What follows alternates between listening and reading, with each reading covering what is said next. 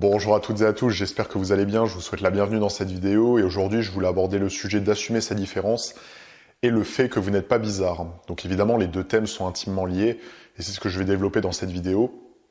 Donc déjà par rapport au sentiment de se sentir étrange, je pense que beaucoup d'entre vous, si ce n'est la majorité, peuvent se sentir différents au quotidien. Pour tout un tas de raisons, ça peut être de par votre personnalité, de par plein de choses, mais le constat est quand même là, c'est que vous vous sentez différent. Ça peut être dans un cadre personnel, par exemple dans votre couple, ou dans votre famille, dans un cadre professionnel, dans votre travail, dans votre activité professionnelle, ou ça peut être tout à la fois. Et c'est vrai que ce sentiment n'est pas forcément agréable. Enfin, je veux dire, je le vis tous les jours, tout comme vous. C'est vrai qu'à première vue, si on regarde le sentiment comme ça, c'est pas du tout agréable. Ce sentiment de différence, il est présent. Donc je sais pas comment ça s'est manifesté pour vous et comment vous le vivez au quotidien, mais en tout cas pour ma part, c'est vrai que quand j'ai découvert ça, ce sentiment omniprésent de différence, de voilà, je me suis dit, il y a quelque chose qui va pas. Je me suis dit, c'est forcément moi le problème. Dans le sens où, voilà, par exemple, si 100 personnes disent quelque chose, la même chose, par exemple, sur un sujet, peu importe, mais ont le même avis, que vous êtes la 101e personne et que vous dites l'inverse, le premier réflexe, c'est de se dire, putain, pourquoi je dis ça, c'est bizarre.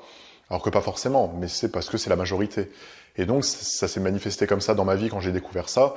Je me disais, mais attends, c'est pas possible, il n'y a pas les mêmes passions, il n'y a pas les mêmes, envies, la même manière de faire. Donc évidemment, il n'y a pas d'ego. C'est même pas en mode qui est meilleur, qui est moins bon, on s'en fout. Mais pour dire que je ressentais vraiment cette différence et que je rejetais la faute sur moi. Je me disais, si les autres pensent comme ça, c'est forcément qu'ils ont raison. Moi, si je suis différent, c'est peut-être parce que j'ai des blocages, c'est peut-être parce que j'ai pas accepté certaines choses, c'est peut-être parce que ci, parce que ça. Donc en fait, je me rendais pas compte, mais qu'est-ce qui se produisait à l'époque, quand je me disais ça, c'est que j'étais dans le déni de qui j'étais vraiment, j'avais peur de qui j'étais vraiment. Je ne voulais pas assumer que j'étais vraiment cette personne-là, avec ses qualités, ses défauts, peu importe. Mais je voulais pas assumer que j'étais profondément cette personne-là. Donc du coup, je trouvais un tas d'excuses, c'est de la faute de ça, c'est de la faute de l'éducation, c'est peut-être des blocages que j'ai, c'est peut-être ci, c'est peut-être ça. Donc en fait, plein de choses, donc 1, 2, 3, 4, 5, 6, 7, peu importe, pour cacher vraiment l'intérieur. Et au bout d'un moment, j'en ai eu marre. Je me suis dit, maintenant ça suffit. Enfin, je veux dire, c'est pas dû au blocage, c'est pas dû à ci, c'est pas dû à ça, c'est dû à rien d'extérieur. C'est simplement qui je suis. Point. Voilà, c'est comme ça. S'il n'y a même pas de notion de bien, de mal ou quoi que ce soit, c'est qui je suis. Point. Donc ça, évidemment, le travail ne s'est pas fini là. À vrai dire, il a plutôt commencé à partir de ce moment-là.